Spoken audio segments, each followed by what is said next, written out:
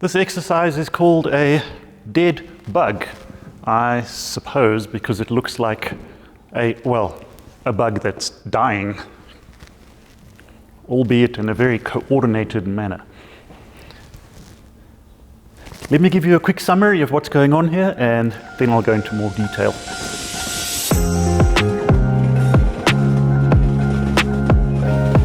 The dead, more like dying bug, is a stability exercise.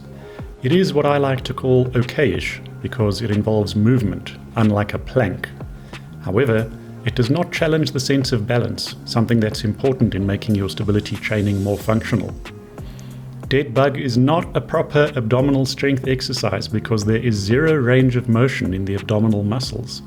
Dead bug is good for beginners, and I'll list some more applications near the end of the video. The dead or dying bug is a stability exercise. The floor's very slippery today. It's a stability exercise because I don't believe it. There actually is a dead bug here on the mat. Wait, let me show you. Look at that. It's a dead bug. Well, this is not a dying bug. This one's dead already, but I guarantee before it died, it was doing the dead bug exercise, maybe not in such a coordinated way. This is a stability exercise because my abdominal muscles are stabilizing my hip. They're not actually moving, well, maybe very little.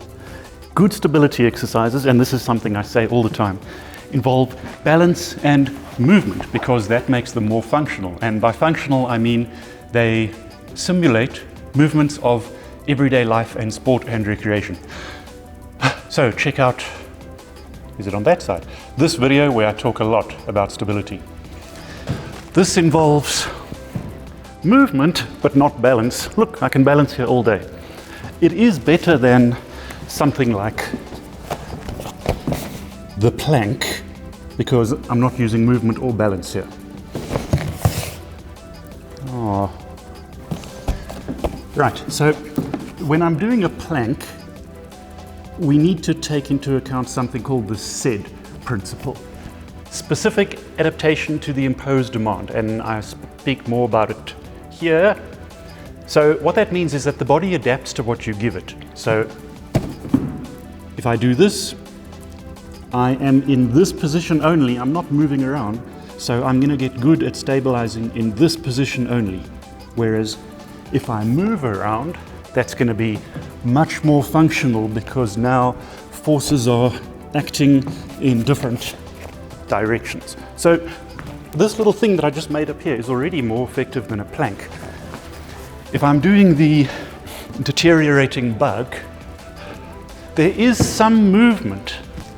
So there are different forces acting on the stabilizing muscles. So it's okay-ish, I guess. Definitely better than a plank. The body will adapt to what you give it.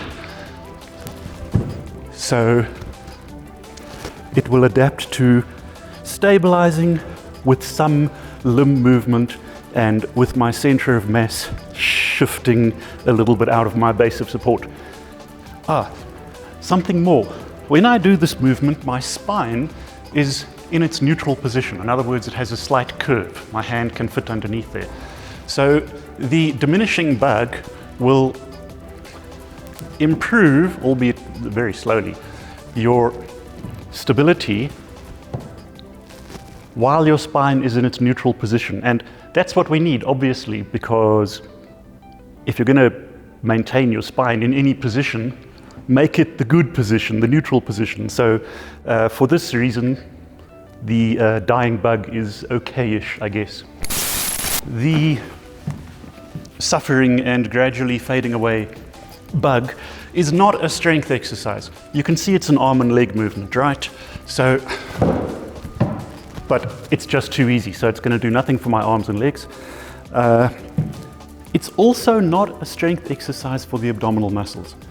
Well, remember, specific adaptation to the imposed demand. The body adapts to what you give it. So, like I said, it's going to make your muscles stronger, albeit very slowly, in this position and this position only. It would be the same as doing a biceps curl, but just holding the weight here. The body adapts to what you give it. I know I keep on repeating, but it's so important. This will make me stronger here. It won't make me stronger there. It won't make me stronger there. We do a biceps curl like this with a full range of motion. So if you want to really strengthen your abs and get a six-pack, okay, well, to get a six-pack it means eating less mainly, but if you really want to strengthen your abs, you need a full range of motion. Let me say a large range of motion, because we never want to be too far in the hyperextended position or too far in the crunched up position. But still, a large range of motion, pulling your ribs closer to your hips against sufficient resistance. There's some video you can check out up here somewhere. I remember I did a video. How many, how heavy, that's what it's called. Right. So the bug is dead. Where's my dead bug now? No, it was the mascot for this video and now it's gone. So the bug is dead, but is it useless? No, it's not useless. I think this exercise will be good for beginners because it is a very easy stability exercise as part of a more extensive stability program with a lot of exercises. You can add it in there if you enjoy it. Yeah, of course, by all means. And as a warm-up, yes, if you're going to be doing heavy abdominal strength training later on, then go for it. Do the dead bug as part of your warm-up. It's going to get the blood flowing to the muscles that you're going to be using later. And also sometimes this exercise is incorporated into rehabilitation routines and coordination. While the bug is doing its death scene, it has to move its right leg and its left arm at the same time. That's not easy. I understand that I might not be taking into account some important features of bug anatomy. Okay, let me show you some variations and some very much more effective alternatives involving movement and balance. You can do it while holding weights. It just increases the forces that are acting on all of your stabilizing muscles. Or you can do it like this, squeezing the ball at the top. I'm feeling it here, but like I said, these muscles are just stabilizing. Right, let me show you some more effective stability exercises. A ball plank making little circles, a ball plank with your hands on the ball, a ball plank with your hands on the ball making little circles, and you can do a side ball plank, and this one's quite hard, and you can do a side ball plank making little circles. And these aren't so difficult. Anybody can do these, because what you can do is effectively raise the ball. That makes it a lot easier. Or you can raise the ball even higher. That makes it easier. Or, of course, you can raise the ball even higher if you're just starting out.